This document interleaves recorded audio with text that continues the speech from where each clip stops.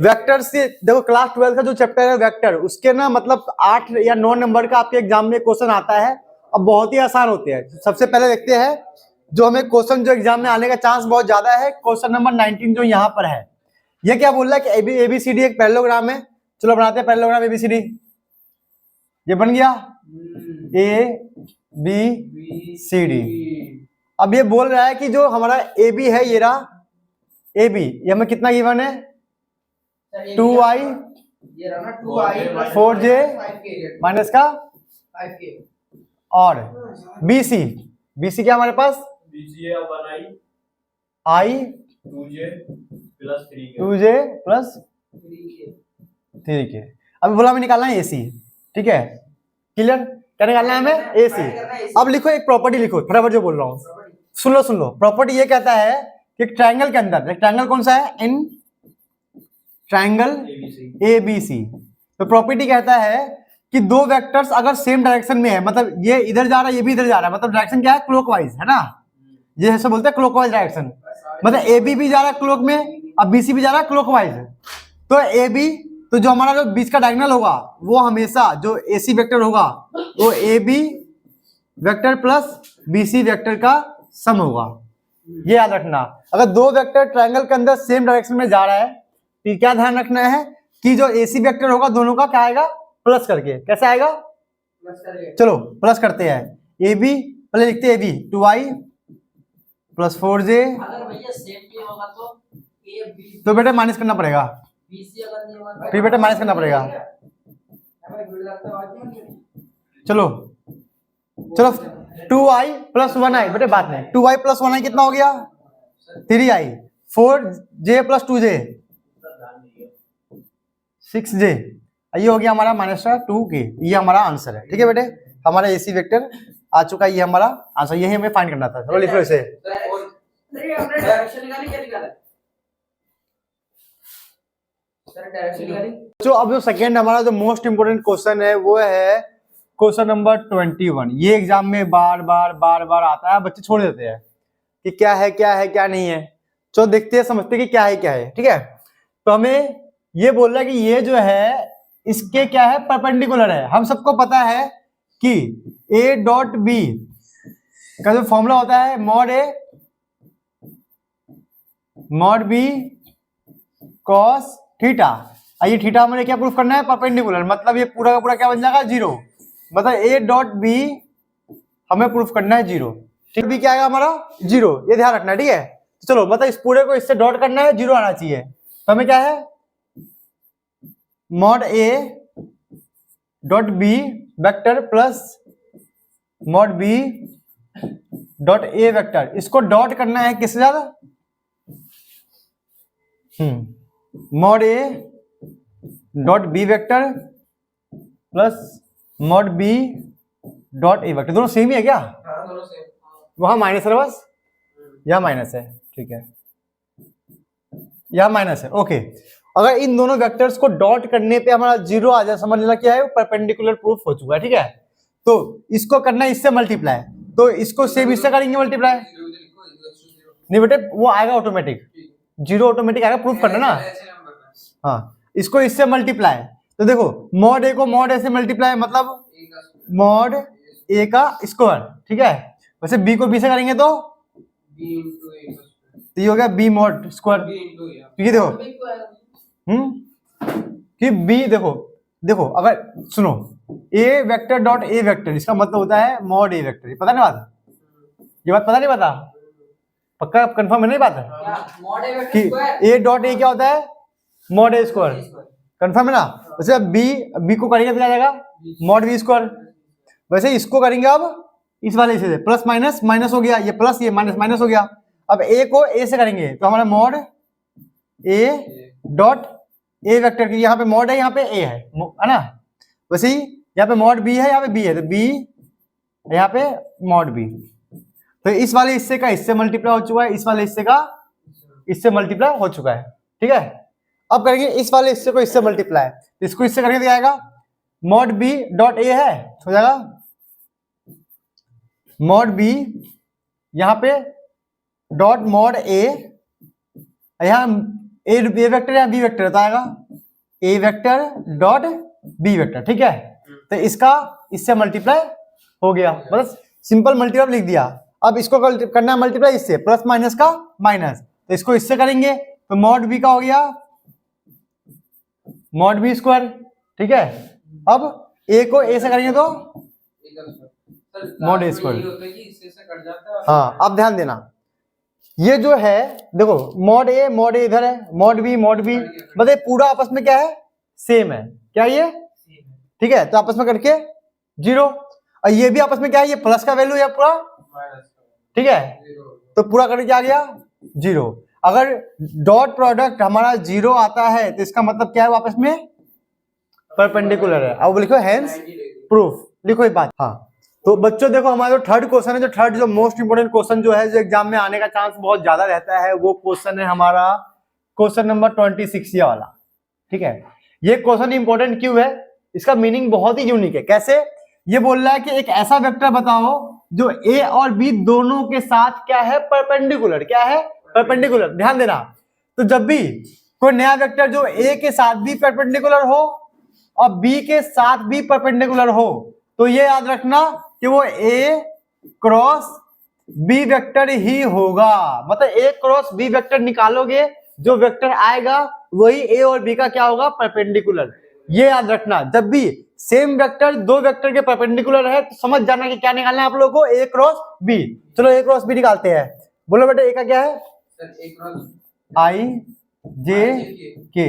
ए में क्या है 4 -1 8, बी में हमारा 0 -1 1।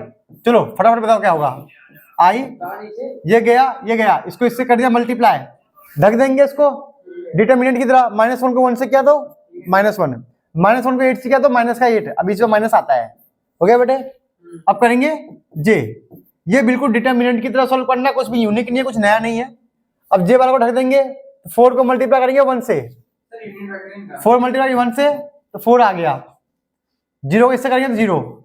अब करेंगे के को, के वाला को ढक देंगे तो 4 मल्टीप्लाई -1 माइनस का 4, ठीक है। अब 0 ये 0 हो गया। मतलब बहुत आसान है, थोड़ा सा सोचो समझो, आप लोग कर लोगे, मुझे पता है मेरे बच्चे बहुत होशियार है, कर लेते हैं, ठीक है। अब करते क्या करना है, इसका सोल्व करने पे क्या आएगा, आई ये हो गया -1 अब +8, -1 +8 क्या हो गया 7, ठीक है, +7।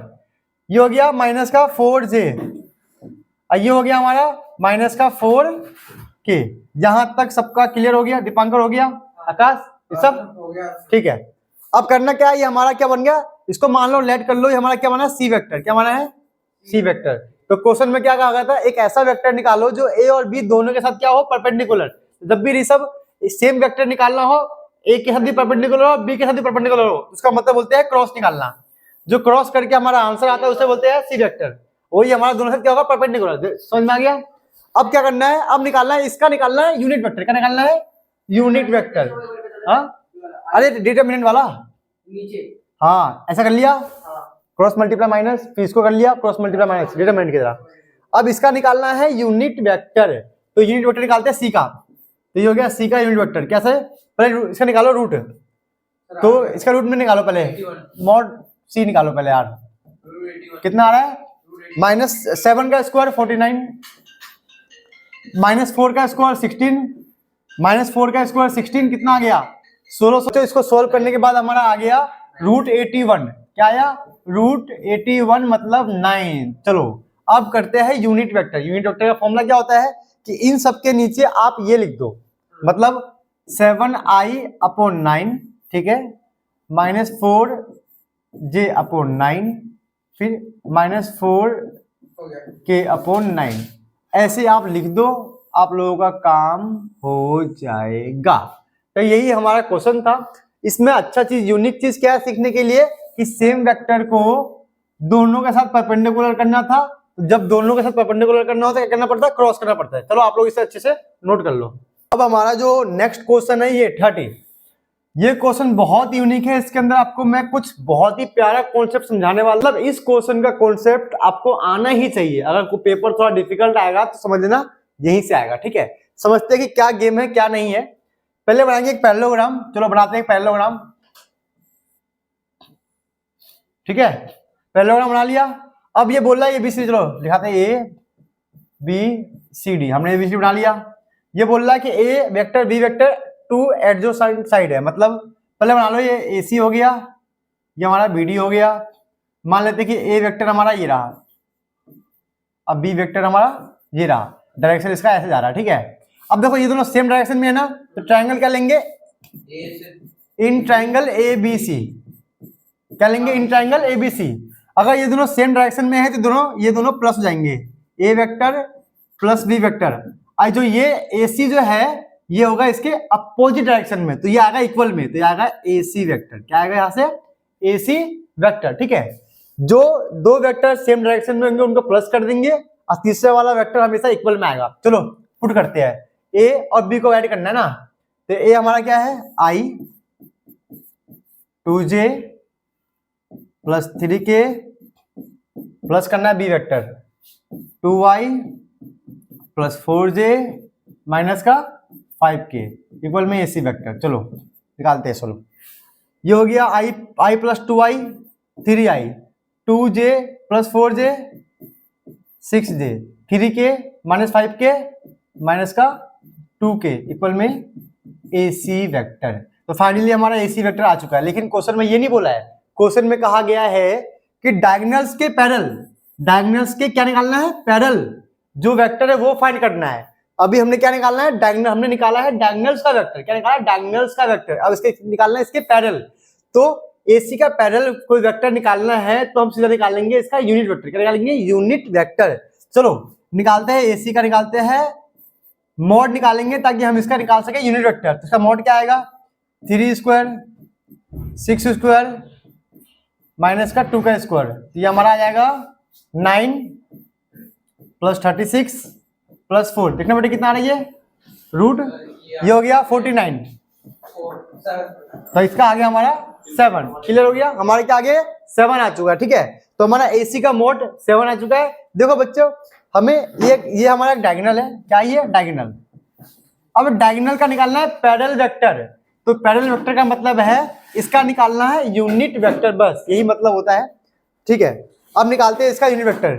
तो AC का यूनिट वेक्टर क्या होगा, ये रहा AC 3/7i, ठीक है, 6j/7 माइनस 2k/7 आ गया ना।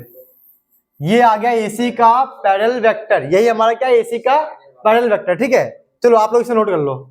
इसी डायगोनल को सॉल्व किया है, लेकिन यहाँ क्वेश्चन में क्या बोला है, डायगोनल्स, क्या बोला है, डायगोनल्स, मतलब BD वाले को भी सॉल्व करना है, ठीक है।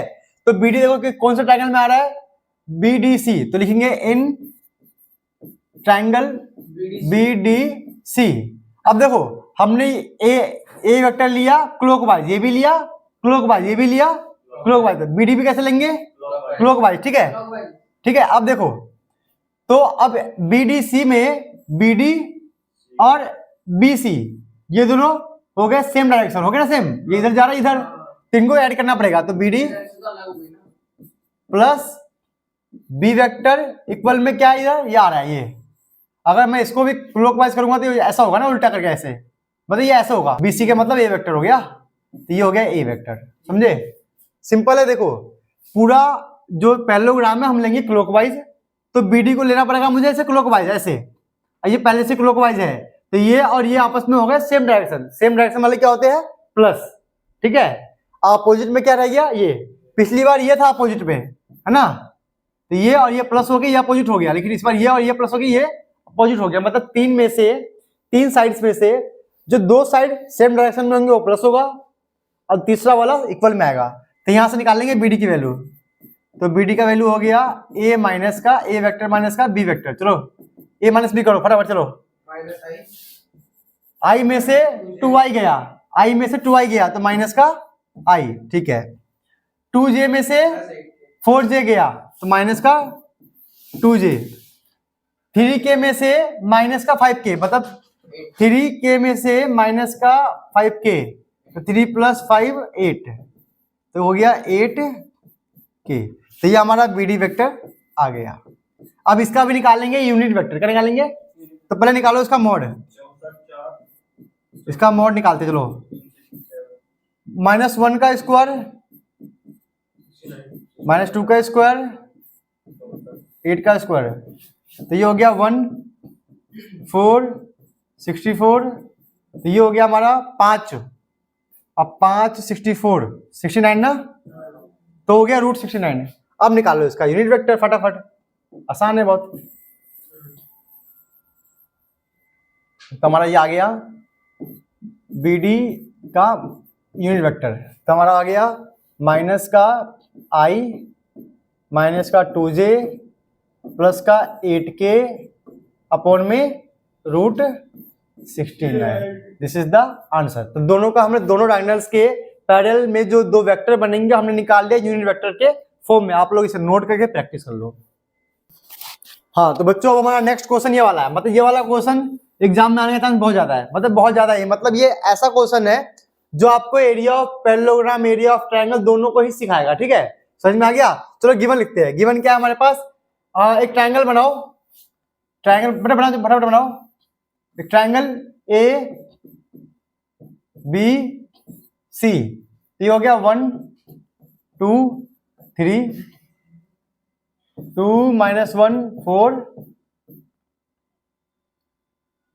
4 5 -1। ठीक है, अब देखो एरिया ऑफ ट्रायंगल निकालने का simple formula 1/2 base into height, simple सा ये है। ठीक है, अगर आप लोगे मतलब बेस की जगह अगर हम AC वेक्टर ले बेस की जगह पे, तो हमारा हो जाएगा AC वेक्टर, और हाइट की जगह ले लो। अगर AC ले रहे हो तो AB लेना पड़ेगा, सिंपल। अगर CB ले रहे हो तो CA लेना पड़ेगा, BC ले रहे हो तो BA, मतलब कॉमन पॉइंट होना चाहिए। तो पहले AC निकालते हैं। AC का मतलब क्या होगा? C में से A पॉइंट को माइनस करना, तो मतलब 4 में से 1 गया तो 3 आई, 5 में से 2 गया तो 3J, -1 में से -3 माइनस का 4K। AC निकल गया। अब निकालना है हमें AB निकालो बेटे। तो B माइनस से करो, 2 में से 1 गया तो 1 आई, -1 में से -2 गया तो -3J, 4 में से 3 गया तो 1K। ठीक है, अब ये हो गया। अब करना क्या है? हमें फॉर्मूला लगाना है 1/2 छोड़ो, पहले क्रॉस कर लो इसको पहले ही। तो AC क्रॉस AB। बेटे देखो आप लोगों के लिए मैं क्या कर रहा हूँ, रात के 3 बज गए हैं, नोट्स बना रहा हूँ, PDF बना रहा हूँ, प्रैक्टिस करवा रहा हूँ, आपको बार बार समझा रहा हूँ। आपको बस एक ही काम करना है कि आपको बस इन क्वेश्चंस को 1 या 2 बार प्रैक्टिस करना है। आप लोग को कोई भी डाउट हो तो मुझे कमेंट कर देना कि सर मुझे डाउट आ रहा है, सर ये मुझे हो रहा है। मैं आप लोगों के लिए सुबह शाम मेहनत करूंगा, वीडियो बनाऊंगा। लेकिन क्वेश्चन कैसे होगा ये का? चलो चाय का इंतजाम करते हैं। हाँ चलो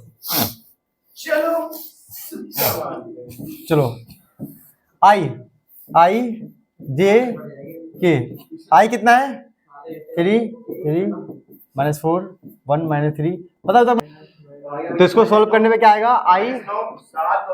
I को ढक देंगे तो 3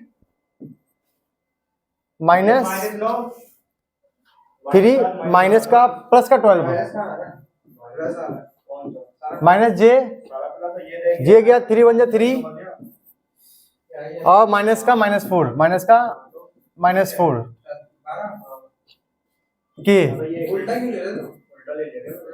K वाले में माइनस का 9 माइनस का 3। पहले इसको करते हैं, पता है? पहले इसको करते हैं।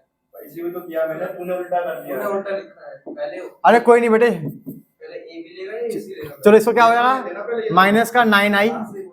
देखो बच्चों बहुत आसान है, डिटर्मिनेंट है, मैंने बता दे कैसे करना है, थोड़ा सा ट्राई कर लेना, हो जाएगा। -9 ये हो गया 7 माइनस का 7J, ये माइनस का 12K। ठीक है, अब निकाल लो इसका डिटर्मिनेंट AC। अब इसका निकाल लो मैग्नीट्यूड, AC वेक्टर AB का मैग्नीट्यूड, मतलब इसका निकालना है मैग्नीट्यूड। तो -9 का स्क्वायर 81, -7 देखो -7 का स्क्वायर क्या आएगा? 49। देखो बच्चों मैंने साइन बना के दिखा दिया है, तो घबराना मत कि मैं यहाँ पे क्या बोल के क्या कर रहा हूँ। तो -7 का स्क्वायर 49 और 12 का स्क्वायर 144। चलो बताओ कितना आ रहा है बेटा इसका प्लस करने के बाद, जल्दी जल्दी बताना है।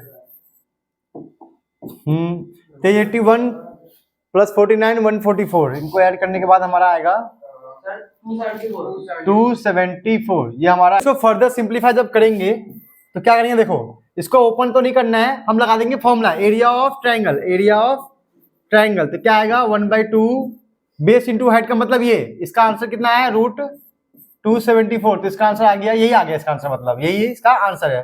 तो आप लोग क्या करना है, ऐसे बहुत सारे क्वेश्चंस जो आपके एनसीईआरटी के अंदर हो, एग्जांपल्स प्रैक्टिस कर लेना। मैंने इस वीडियो में 5-6 क्वेश्चन करवाया है, बढ़िया बढ़िया, ये भी कर लोगे तो काफी है, बट आप भी एक्स्ट्रा क्वेश्चन प्रैक्टिस कर लेना। चलो बच्चों, मिलते हैं नेक्स्ट वीडियो में।